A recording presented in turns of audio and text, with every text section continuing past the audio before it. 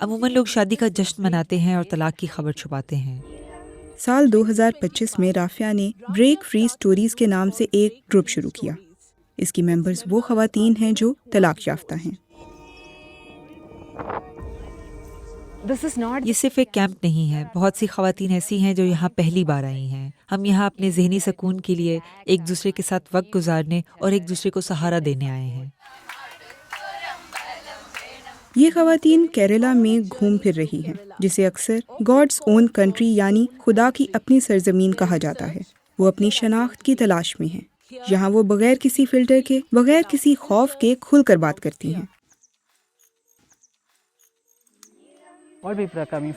یہاں سب لوگ مختلف جذبات لے کر آتے ہیں۔ جب کوئی شخص جذباتی ٹوٹ پھوٹ سے گزرتا ہے تو اسے ہمیشہ ایک لانگ ٹرم دوستی کی ضرورت ہوتی ہے، کوئی ایسا ہو جو ہمیں جذباتی طور پر تھام کر رکھ سکے۔ ہم سب نے ایک دوسرے کی بات بس سنی، بغیر کسی بحث کے، بغیر کسی تعصب کے، بغیر کسی ججمنٹ کے۔ کیرلا کی سرسبز پہاڑیوں کے درمیان یہ خواتین اپنی زندگی کا نیا باب لکھ رہی ہیں۔